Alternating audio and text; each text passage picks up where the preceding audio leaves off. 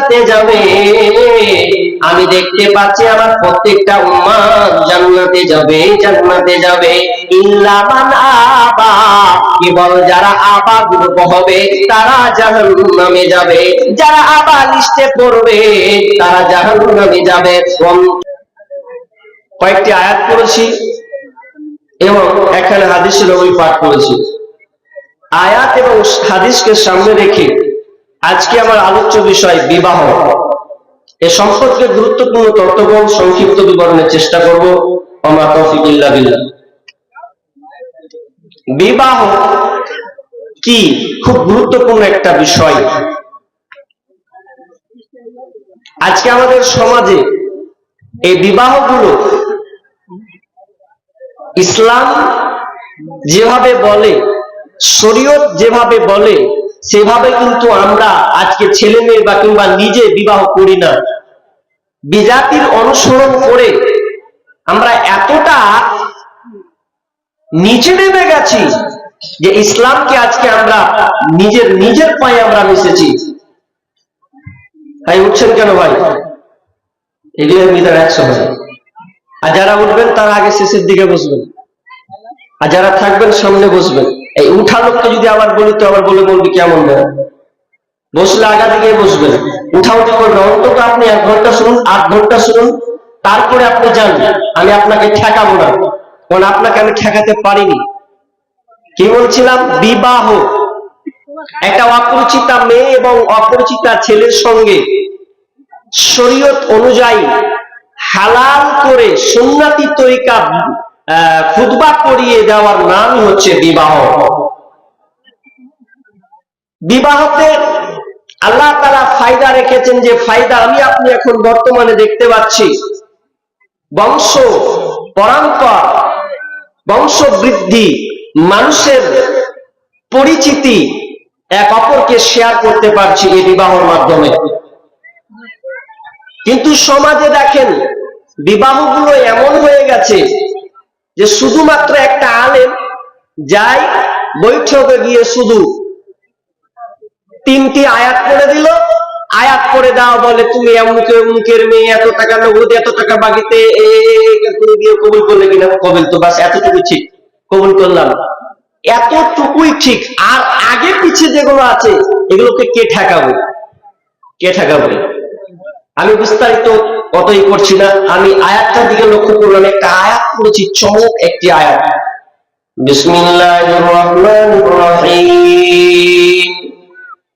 ইন্নাল্লাযীনা ইউহিব্বুনা আন তাশিয়াল ফাহিশাতু ফিল্লাযীনা আমানু লাহুম আযাবুন আলীম ফিদ দুনিয়া ওয়াল আখিরাহ, ফিদ দুনিয়া ওয়াল আখিরাহ।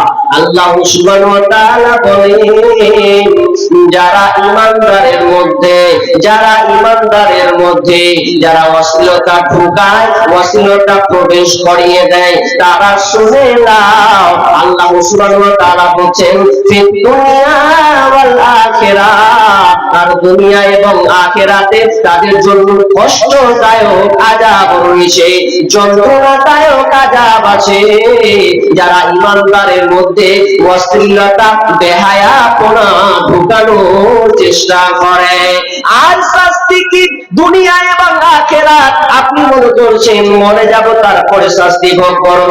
আমার আল্লাহ বলছেন, ও পৃথিবীর মানুষ তোমরা শোনো, যারা ঈমানদারের মধ্যে তোমরা অশ্লীলতা ঢুকাবে, তোমরা কান করে শুনে নাও, দুনিয়াতে শাস্তি পাবে এবং আখিরাতে তোমাদেরকে শাস্তি প্রয়োগ করা হবে।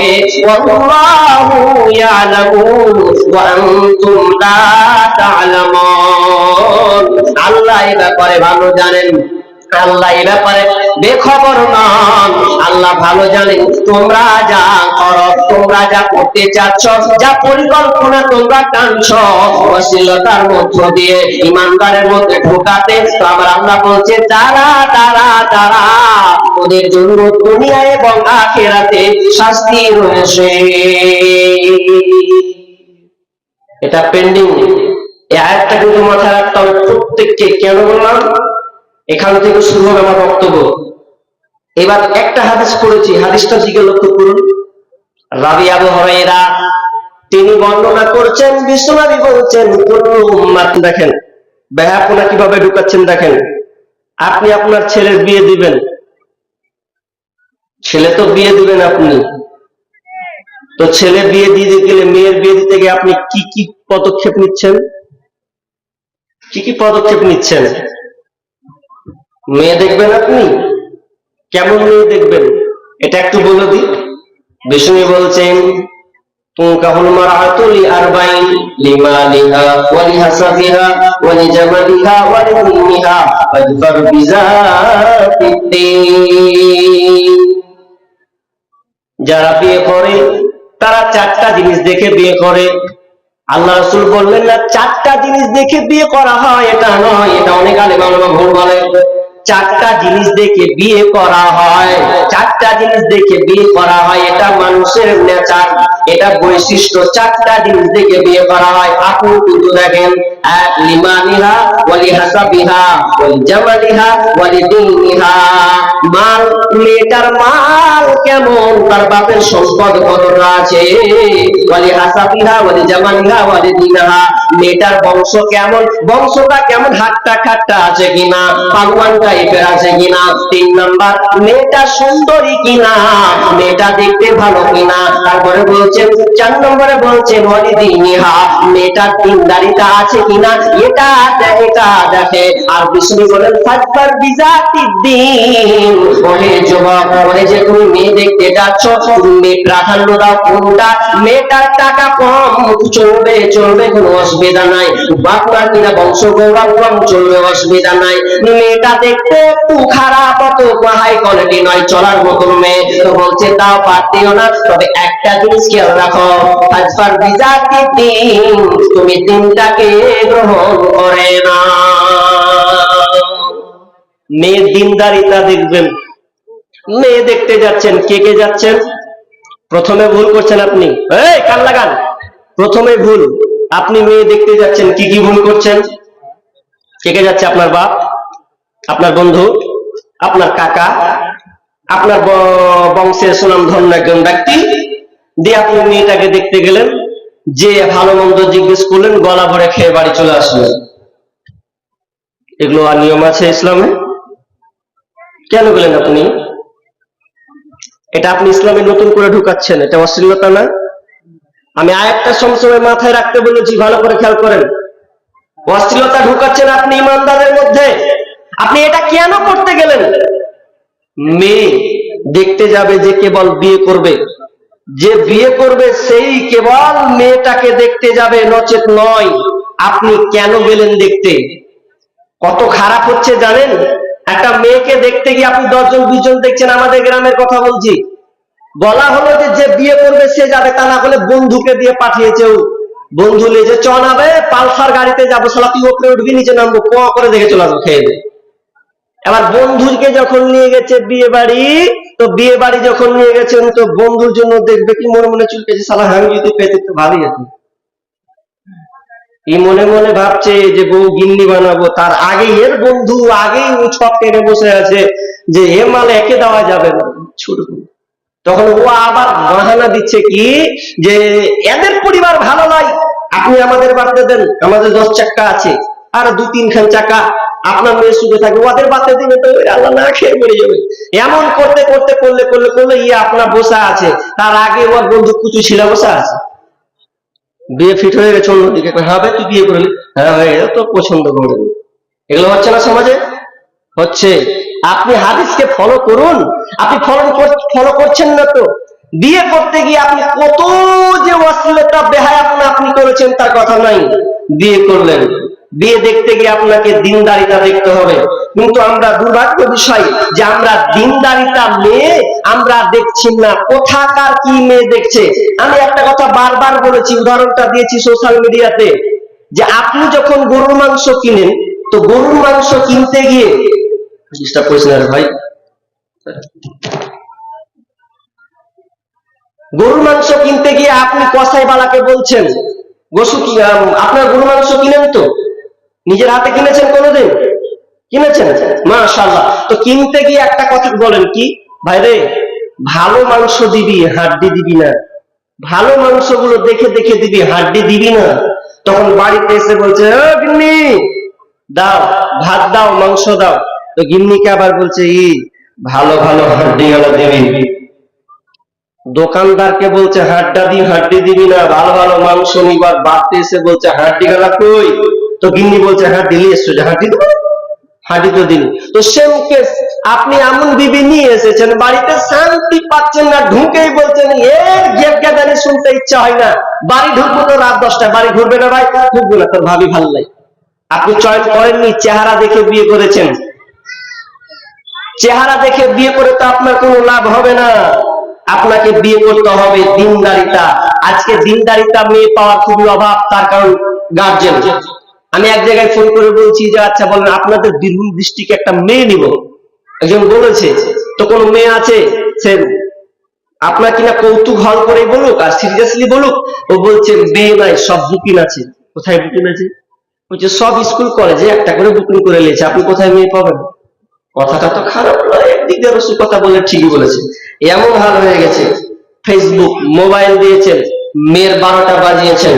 ফেসবুক দিয়ে মেয়ের 12টা আপনি বাজিয়েছেন। প্রায় বাড়িতে আপনার মেয়ে 9-10-এ পড়ে, ওকে আপনি মোবাইল দিয়েছেন। তাহলে ওই মেয়েটার মধ্যে দিনদারিতা আসে কি করে? কখনো তো আসতে পারে না। আপনি কত বড় দোষী জানেন? আপনি পাকড়া হবেন। বর্তমানে ফেসবুক হয়েছে শহরে ভাই, যুবক যুবতী সবাই মিলে ফেসবুক চালায়। ভাই হায়, ছোট বড় সবাই মিলে ফেসবুক চালায়। বর্তমানে ফেসবুক হয়েছে শহরে ভাই, যুবক যুবতী সবাই মিলে ফেসবুক চালায়। হায় হায়, ছোট বড় সবাই মিলে ফেসবুক চালায়। ওরে কত প্রকার আইডি আছে কি বলবো রে ভাই, ফেসবুক চালাচ্ছি যারা তারা জানি ভাই। ওরে কত প্রকার আইডি আছে কি বলবো রে ভাই, ফেসবুক চালাচ্ছি যারা তারা জানি ভাই। ছেলে মেয়ে বুড়ি বুড়া একই রোগে খাইছে ধরা, ছেলে মেয়ে বুড়ি বুড়া একই রোগে খাইছে ধরা। এই রোগের ডাক্তার কিন্তু ভারতবর্ষে নাই।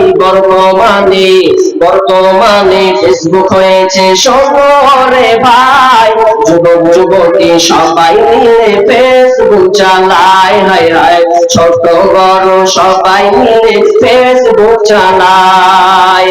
ওরে ডিজিটাল দেশে দেখো আবার কি সুবিধা দিচ্ছে, ফেসবুকে গিয়ে মেয়ে ছেলে সেজে আছে, মেয়ে ছেলে সেজে আছে। ওরে ডিজিটাল দেশে দেখো আবার কি সুবিধা দিচ্ছে, ফেসবুকে গিয়ে মেয়ে ছেলে সেজে আছে, মেয়ে ছেলে সেজে আছে। ছেলেরা আবার মেয়ে হচ্ছে শহরে ভাই, ছেলেরা আবার মেয়ে হচ্ছে শহরে ভাই। বর্তমানে ফেসবুক হয়েছে শহরে ভাই, যুবক যুবতী সবাই মিলে ফেসবুক চালায়। হায় হায়, ছোট বড় সবাই মিলে ফেসবুক চালায়। ওরে কালো মাইয়া ফর্সা সেজে মোবাইল ছবি ছেড়ে যুবকদের পাগল করছে ভাই। ওরে কালো মাইয়া ফর্সা সেজে ফেসবুকে ছবি ছেড়ে যুবকদের পাগল করছে ভাই। সরাসরি দেখলে পরে আসল রকম ধরা পড়ে, সরাসরি দেখলে পরে আসল রকম ধরা পড়ে, কোনটাই আসল কোনটা নকল ধরা পড়ে যায়। বর্তমানে ফেসবুক হয়েছে শহরে ভাই, যুবক যুবতী সবাই মিলে ফেসবুক চালায়। হায় হায়, ছোট বড় সবাই মিলে ফেসবুক চালায়। ওই বন্ধু বান্ধব যদি ঝগড়া ঝাঁটি হয়, সরাসরি না বলিয়া ফেসবুকেতে কয়, ভাইরে ফেসবুকেতে কয়। ওরে বন্ধু বান্ধব যদি ঝগড়া ঝাঁটি হয়, সরাসরি না বলিয়া মেসেঞ্জারে কয়, ভাইরে হোয়াটসঅ্যাপে কয়। এই মোবাইল এখন হাইকোর্ট হচ্ছে, শোনো রে ভাই, এর দ্বারাও কি আবার সমাধান হয়ে যায়। বর্তমানে ফেসবুক হয়েছে, শোনো রে ভাই, যুবক যুবতী সবাই মিলে ফেসবুক চালায়, হায় হায়, ছোট বড় সবাই মিলে ফেসবুক চালায়। সমাজটা ফেসবুকে ভরে গেছে। ফেসবুক দিয়েছেন আর দিনদারিটা আপনি পান না, অথচ বিশ্বনবী বলেছেন তোমার ছেলে যখন বিবাহ দেবে, যুবক তুমি যাকে বিয়ে করবে, তুমি দিনদারিতা মেয়ে দেখে নিয়ে বাড়ি আসবে, তবে তুমি যতদিন বাঁচবে ততদিন পর্যন্ত তুমি শান্তিতে থাকবে। দিনদারিতা মেনে নিলেন, খুঁজেন না তো দিনদারিতা, খুঁজছেন না তো। ওই কার বেটি দেখতে এত সুন্দর, চুল উড়িয়ে চলে গেল, তা আপনার কাছে ওইটা বেটা সুতো দিয়ে দেবো, ছাক্কাস চলবে বাড়িতে। ছাক্কাস নাই, তোমার বাক্কাস করে রেখে দেবো, এমন করে রাখবে তুমি শান্তি নিজেও পাবে না। অথচ উমর রাদিয়াল্লাহু তাআলা আনহু বাড়ি থেকে বের হতেন, একজন খলিফা, একজন নেতা, 18 বর্গ মাইলের একজন খলিফা, তিনি বাড়ি থেকে বের হয়ে তিনি প্রত্যেক ব্যক্তির খোঁজ খবর নিতেন, কে কোন হালাতে আছে, এটা আমাকে আল্লাহকে জবাবদিহি করতে হবে। একদিনের ঘটনা, তিনি দেখতে দেখতে দেখতে একটি দরজার সামনে এসে দাঁড়ালেন, রাত গভীর, তিনি আওয়াজ কান লাগালেন দরজার দিকে, এবং তিনি কান লাগাতে লাগাতে শব্দ পাচ্ছেন, যে শব্দ, বুড়ি মা বেটিকে বলছে, ও বেটি, দুধে পানি মিশা, দুধে পানি মিশালে দামটা বেশি পাবি, টাকাটা বেশি হবে। মা বলা, কন্যা সন্তান মেয়ে সন্তান উত্তর দিচ্ছে, ও বুড়ি মা, ও আমার মা, এটা আমি কখনোই করতে পারি না, কারণ মা জেনে নাও, প্রত্যেকদিন আমিরুল মুমিনিন আপনার কিনা টহল নাই, সে খবর জানতে পারবে, আর জানতে পারলে আমাদেরকে শাস্তি দেবেন, এটা কখনো নয়। এবার মা বলছে, বেটি রে, আজকে তো আমিরুল মুমিনিন নাই, আকুল মিশিয়ে দে, দামটা বেশি হবে। এবার ওই মেয়ে বলছে, মা এটা না হয় মেনে নিলাম, আমিরুল মুমিনিন দেখতে পাই না, কিন্তু বরং আল্লাহ তো দেখতে পাচ্ছেন, আর আল্লাহ যে দেখছেন এই দৃশ্যটা, আল্লাহর কাছে ধরা পাকড়াও খেতে হবে, এটা তো কখনো সম্ভব নয়। আমিরুল মুমিনিন কান দিয়ে শুনলেন, মেয়েটা এত আল্লাহ ওয়ালি একটা মহিলা, কি একটা গরিব মেয়ে, তিনি বলছেন যে আল্লাহ দেখতে পাবে, তার মানে আল্লাহকে সে কত ভয় করে। এবার তিনি ওই দরজায় তাক দিয়ে তিনি বাড়ি চলে গেলেন, আর বাড়ি যাওয়ার পর বলছেন, ওরে আমার ছেলেরা, আমি একটা মেয়ে চয়ন করলাম, খুব আল্লাহ ওয়ালি মহিলা, ওই মহিলাকে কে বিয়ে করবে? একজন ছেলে হাত তুলে বলল, আব্বা, আমি ওই মেয়েটাকে বিয়ে করবো। তিনি গেলেন, খবর নিলেন, মেয়েটার প্রস্তাব দিলেন। ওই মেয়েটাকে গরিব একজন মেয়ে, অথচ তিনি 18 বর্গ মাইলের নেতা, তিনি হচ্ছেন আমিরুল মুমিনিন, তিনি তো ভালো সম্ভ্রান্ত পরিবারের মেয়েকে নিয়ে আসতে পারতেন, কিন্তু না, দিনদারিতা আছে বলে মেয়েটাকে বাড়িতে বৌমা বানালে। আপনি কেমন বউ খুঁজছেন? আপনাদের দিকে বেড়ি বাঁধা আছে নাকি? আছে? নাই? মাশাআল্লাহ, মুর্শিদাবাদ বিড়ির কারখানা, বিড়ি যে মাস্টার কি চাকরি করছে, ওর বউ ও লুকিয়ে লুকিয়ে বেড়ি বাঁধছে, কি যে মজা আছে, ও লুকিয়ে লুকিয়ে বেড়ি বাঁধে, মানে ভদ্র তো, একে লুকিয়ে আবার টেনে আনা হয়, যে আবার বিড়ি বাঁধা হয়, এতটা লুকানো হয়। তাহলে আপনি মেয়ে দেখছেন, কি দেখলেন? মেয়ে চয়ন করবেন, নিজে মেয়ে দেখে আসবেন। একজন সাহাবী মেয়ে দেখে বলছে, আমি একটা মেয়ের বাড়িতে প্রস্তাব দিয়েছি, তো বলছেন তুমি মেয়েটাকে দেখেছো? আমরা তাইলাই না, মেয়েটাকে দেখেছো? কলা না ইয়া রাসূলুল্লাহ, দেখিনি। মেয়েটাকে আগে দেখে এসো, দেখো কেন মেয়েটাকে দেখবে? মেয়েটাকে এই জন্য দেখবে যে আনসারী মহিলাদের মেয়েরা একটু চোখ টেঁড়া হয়, এই জন্য তুমি আগেই সতর্ক হও, মেয়েটাকে দেখো। মেয়েটাকে দেখবেন, যে ছেলে বিবাহ করবে, ভাই তুমি যে বিবাহ করবে মেয়েটাকে দেখো, তাহলে তুমি মেয়েটাকে যখন দেখবে তখন তোমার মধ্যে একটা অনুপ্রেরণা আসবে। আর যদি পরে না দেখো, যদি বলো যে একটা শালা বিশাল বড় হয়ে গেছে, ঠোঁট গালা মোটা হয়ে গেছে, দাঁত গালা চ্যাপটা হয়ে গেছে, কি দেখা বিয়ে করতো তুই জানিস? তোকে আগেই দেখতে হতো, বাপ মাকে ঠেলে দিলি, তাহলে তো হবে না, নিজে দেখতে হবে। এবার কিছু মেয়ের বাপের আবার ভুল আছে, ওরা আবার কি করে, ছেলে চাকরি পায় আছে কিনা, অথচ বিষ্ণু বলছেন ইজা আতাকুম মান তারদাউনা খুলুকাহু ওয়া দীনাহু ফাযাক্কিহুহু ইল্লা তাফআলু তাকুন ফিতনাতুন ফিল আরদি ফাসাদুন আরিদ। বিষ্ণু বলছেন, যদি ছেলেটার প্রস্তাব নিয়ে আসে কোন একটা ছেলে, আর ওর মধ্যে যদি দিনদারিতা পাও, তাহলে তুমি ওই ছেলেটাকে চয়ন করো, বিয়ে দিয়ে দাও। কিন্তু আমাদের সমাজে দিনদারিতা ছেলে নামাজ পড়ে কিনা পড়ে, খাড়িয়ে মুখে না বসে মুখে, এটা ধারে না। ছেলেটা চাকরি করে কিনা, চাকরি হলো, আর চাকরি লাওয়ার ওই বয়স 30 বছর হয়ে গেছে, 35 বছর হয়ে গেছে, 16 বছর 18 বছর 20 বছরের মেয়ের বিবাহ দিচ্ছে। ওই মেয়েটা সুখে আছে? কত সুখে আছে? কদিন টিকাবে আপনাকে? টাকা দিয়ে কোনোদিন সুখ হয় না। আপনি ইমানদার ছেলে চয়ন করুন, গরিব হলেও ইমানদার চয়ন করুন। রাসূল সাল্লাল্লাহু আলাইহি সাল্লাম আলীকে চয়েস করছেন, আলী তুমি বিবাহ করবে, বলছে আমাকে আপনি পছন্দ করেছেন, ফাতেমার সঙ্গে বিবাহ দিবেন, বলছে আমি তোমাকে জামাই বানাবো, বলছে আমার কাছে কি আছে, আমি তো একটা গরিব। তো বলছে না না না, তুমি গরিব কেন হবে, তোমার ঈমান তো তাজা, তোমার ঈমানে তুমি 100-100 পাওয়ারফুল, আমি তোমাকে আমার জামাই বানাবো, তুমি আমার মেয়ের স্বামী হবে, আমি তোমাকে জামাই বানাবো। এবার বলছে জামাই যে বানাবে তো তোমাকে কিছু মোহর দিতে হবে। আলী বলছেন আমি কোথায় মোহর পাবো, কিছু তো আমাকে নাই। না না না, লাগবে, তোমাকে মোহর দিতে হবে। বলছেন যাও, বাড়ি যাও, বাড়ি গিয়ে তোমার ওই আপনার কিনা বর্মটা আজীবন যুদ্ধ করার যে পোশাকটা আছে ওটা তুমি নিয়ে এসে তুমি বিবাহ করো। বাড়ি গেলেন, বাড়ি নিয়ে এসে ওই আপনার কিনা ওই বর্মটা 480 দিরহামের একটা বর্ম, ওই বর্মটা নিয়ে এসে আল্লাহ রাসূল বললেন না এটা আমার মোহর। কাকে চয়েস করলেন? একজন আলীকে, তিনি অত টাকা বলা নয়, যার বাড়িতে উঠা বসা খাওয়া দাওয়া, তাকে আল্লাহ রাসূল চয়ন করলেন, বিবাহ দিয়ে দিলেন।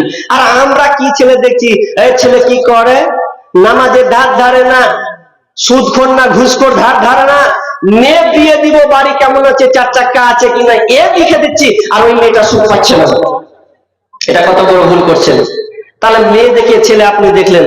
এবার যুবক তুমি বিবাহ করবে, এবার বিবাহ করছো তুমি, তোমাকে ভালো করে পড়াতে হবে। কি বলছিলাম যে আপনি বিয়ে দেখতে যাবেন, আপনার ছেলেকে আপনি পাঠাবেন, অন্য কাউকে না, প্রয়োজনে মা বোনকে পাঠাবেন, তার চারিত্রিক তার গুণাবলী দেখে আপনাকে বলে শেয়ার করে দেবে। কিন্তু আমরা দুর্ভাগ্যজনক 10 জন 5 জন 8 জন করে যাচ্ছি, এটা কখনোই আপনার করা যাবে না।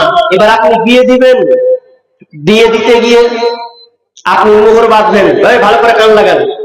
আল্লাহ বলেন ওয়াতুন নিসা সাদাকাতিহিন্না নিহলা, যে বিবাহ করবে খুশি মনে মোহর দাও। খুশি মনে মোহর কে কে দিয়েছেন? আচ্ছা বিয়ে কে করেছেন? হাত তুলেন তো। একজন করেছেন, বাকি কেউ করেননি? মাশাআল্লাহ সবাই করেছেন। মনে করছে মুনি সাহেব দাড়ি কাড়ি পেকে আছে, ও তো ধরে করে নিয়েছে। অনেকে আছে ভাই করেও না, আছে না নাই? আছে এরকম, বিয়ে করেছেন।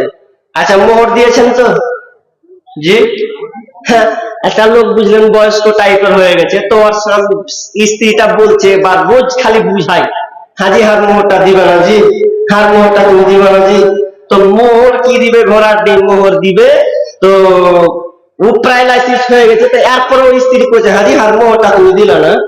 তখন ও প্যারালাইসিসের ওই মুখ ঘুরিয়ে কইছে দিবা না দিবা, খাও কত আসল হাজি, তুমি মুহূর্তে বসেছো, মোহরটা দিবা কি দিবে না এটা তো আলোচনা করো।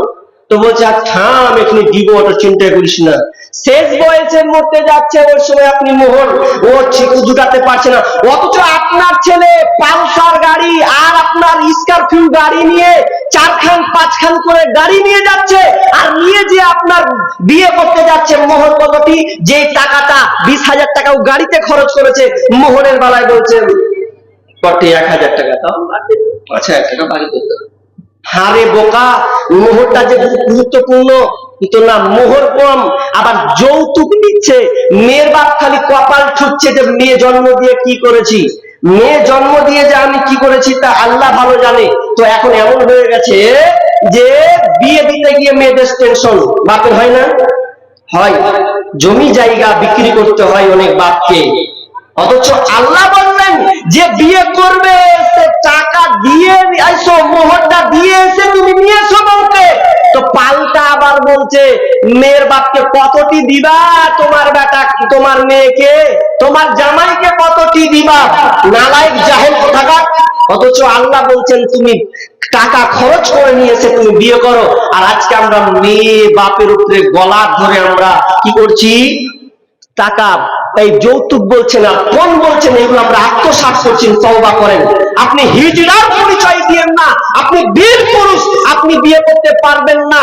আল্লাহ রাসূল বলছেন ইয়া মাশাআস সাবাবি মান ইসতাতা মিনকুমুল বাহ ফালিয়াতাজাওয়াজ, হে যুবক দল তুমি বিবাহ করো, তোমার যৌবন ভরপুর হয়ে গেছে, তুমি আদালত করতে পারবে, তুমি খাওয়াতে পারবে, তাহলে সে তুমি বিবাহ করো, নচেত করিও না। মেয়ের বাপকে চুপ চাপিয়ে দিও না। অথচ আমরা চাপিয়ে দিচ্ছি কি পণ?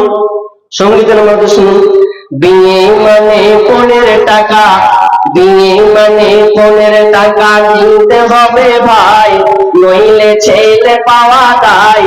এ কোন জামানা সামনে এলো ভাই, এ কোন জামানা সামনে এলো ভাই।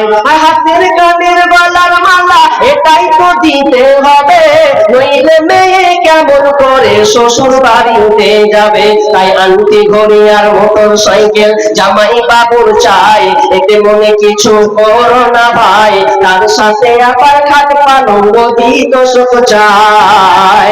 বিয়ে মানে পণের টাকা, বিয়ে মানে পণের টাকা দিতে হবে ভাই, নইলে ছেলে পাওয়া দায়। এ কোন জামানা সামনে এলো ভাই। কথা শেষে বাপু বসে চিন্তা করে মনে, হায় আল্লাহ কি বিপদ পার হব কেমনে।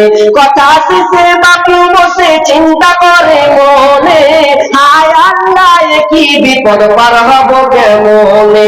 অনেক দূর থেকে বিবি স্বামীর মুখ পানে তাকায়, অনেক দূর থেকে বিবি স্বামীর মুখ পানে তাকায়, নয়নে অশ্রু ঝরে যায়, বলে আল্লাহ গো তুমি দাও বলে উপায়, বলে আল্লাহ গো তুমি দাও বলে উপায়। বিয়ে মানে পণের টাকা, বিয়ে মানে পণের টাকা দিতে হবে ভাই, নইলে ছেলে পাওয়া দায়। এ কোন জামানা সামনে এলো ভাই। বিবি বলে শোনো স্বামী যা আছে কপালে, ভিটে মাটি দাও না বেচে বেটির বিয়ের তরে। বিবি বলে শোনো স্বামী যা আছে কপালে, ভিটে মাটি দাও না বেচে বেটির বিয়ের তরে। এমন ছেলে হয়তো আর পাওয়া যাবে না, এমন বেঈমান ছেলে হয়তো আর পাওয়া যাবে না, বেটির বিয়ে হবে না, এই বিয়েতে তুমি নারাজ হয়ো না। বিয়ে মানে পণের টাকা, বিয়ে মানে পণের টাকা দিতে হবে ভাই, নইলে ছেলে পাওয়া দায়। এ কোন জামানা সামনে এলো ভাই, এ কোন জামানা সামনে এলো ভাই।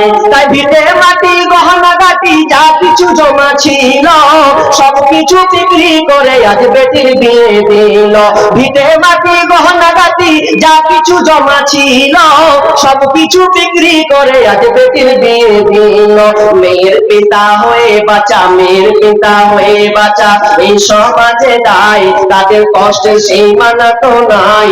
এ কোন জামানা সামনে এলো ভাই, ভাই, এখন জামানা সামনে নো ভাই, বিয়ে মানে পরের টাকা, বিয়ে মানে পরের টাকা দিতে হবে ভাই, হয়ে ছেলে পাওয়া যায়, এখন জামানা সামনে নো ভাই।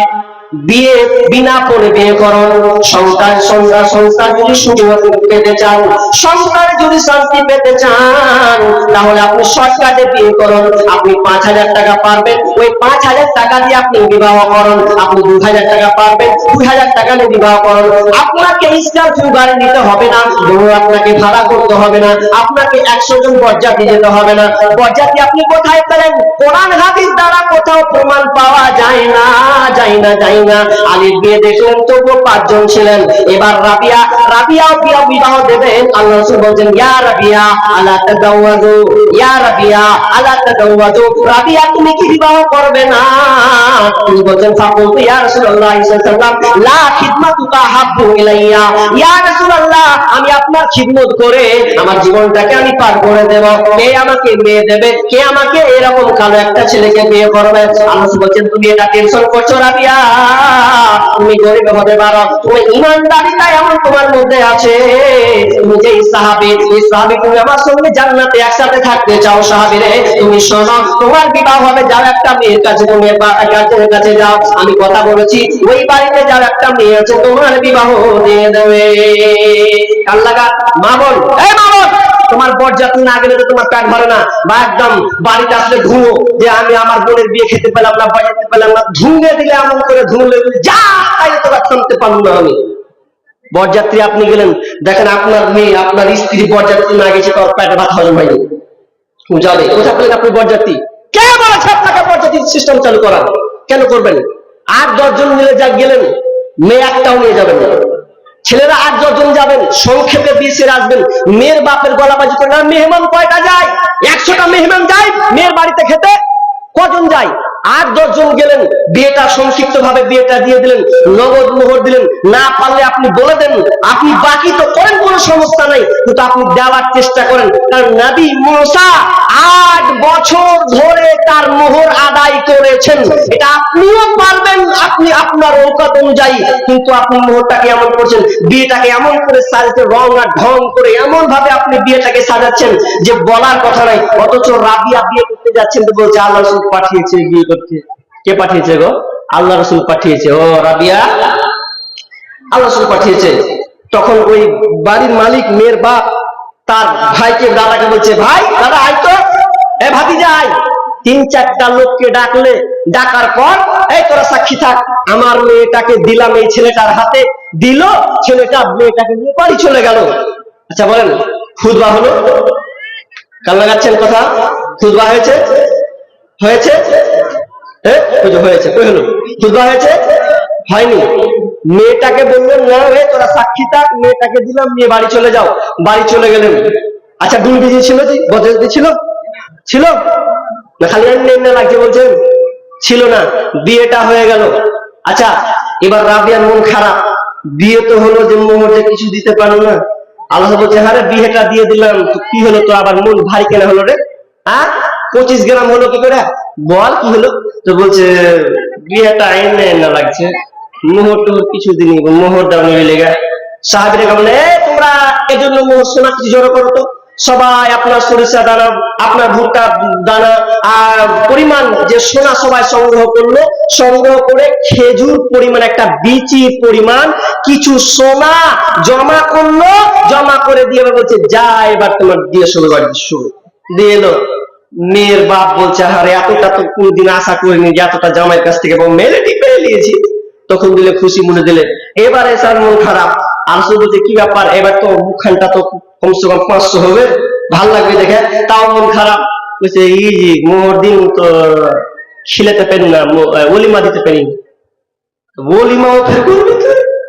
এবার ওলিমা করে দিল, ওলিমা করে দিয়ে একদম কিছু আটা সংগ্রহ করা হলো, আর ছোট একটা ছাগল কেটে দিয়ে কিছু লোককে খাইয়ে দিল। বিয়ের ওলিমা, যেটাকে আপনারা বউ ভাত বলেন, কি বলেন? বউ ভাত তো মানে বউকে দেখে সে টাকা দিবে, এ তো আবার জাহেলি কাজ। ইয়ে আবার একটা জাহেলি কাজ। আর আংশিক লোককে কারণ তো বলছে বউ ভাত, কেমন বউ ভাত? আপনি 100 লোককে ইনভাইট করেছেন, তো ভাই ভাই করে দিয়ে একজনে বলছে যে মাংস যে কেমন দিবে না দিবে, তো মাংস খেতে বসেছে ও, তো মাংস খেতে বসে গোস আর ছিঁড়তে পারবে না, তো করা হয়ে গেছে, ছিঁড়তে পারবে, তো যেমন করে ছিঁড়ছে তো হাত হাত ছিঁড়ে দিচ্ছ, মন টন খারাপ, কার বিয়ে খেতে এলো। এবার যদি রাগ টাক করে যদি ব্যয় রয়েছে, তো বউ ভাতের নামে কি হচ্ছে দেখেন, আপনার এইদিকে আছে নাকি না, ওই প্যান্ডেল সাজায়, তো প্যান্ডেলের পাশে টেবিল পেরে দিয়েছে, তো টেবিল পেরে দিয়ে টাকা ঝাড়তে হবে। এখন টাকা যখন ঝাড়ছে মনে মনে করছে পালাবো কুণ্ঠে, গেটের সামনে বসা আছে, মাল ঝাড়তে হবে এখন। এবার মনে মনে করেছে সালা হোটেলে যদি সালা 100 টাকা দিত তো কত সুন্দর ভাত মাংস খেতে হতো, আর যদি 500 টাকা না দিয়ে, আমি সর্দার মানুষ মেম্বার মানুষ, যদি 500 টাকা না দিতে হলে কেমন লোক দিলে না, তো 500 টাকার নোট নিয়ে একদম বিসমিল্লাহ লিয়ে চলে গেল পাশে যে। আচ্ছা, অলিমাটা কেন হয়? দোয়া পাওয়ার জন্য তো। ইয়াতে দোয়া ফের আলাদা, বারাকাল্লাহু লাকা নাই দোয়া, ও দোয়া আপনা করছে, টাকাটা বের করে দিয়ে বলছে এই শালার গে আমি আর কোনো দেখাবো না, যা বসে ঘরে করেছে আর পুরো ভালো লাগে, এর থেকে যদি ভালো হোটেলে খেতে তো 100 টাকা দিয়ে কত সুন্দর ভাত খেতে পেত, এরা খাবো না হলো। ই আপনাকে গ্যাল টেল দিয়ে দোয়া দিয়ে হাঁটলো, এটা আবার দোয়া। আর করবেন জীবনে বউ ভাত, বউকে আপনি বাইরে রাখছেন, যে বলছেন বাস তোকে 5টা 10টা লোক দেখতে আসবে, এমন করে সাজিয়ে রাখছে, তার আগে 12টা বাজিয়ে দিয়েছেন, আর বলছেন মেয়েটা কত সুন্দর, হ্যাঁ দেখতে দারুণ লাগছে, মানে সব ওরা আগে আল্লাহ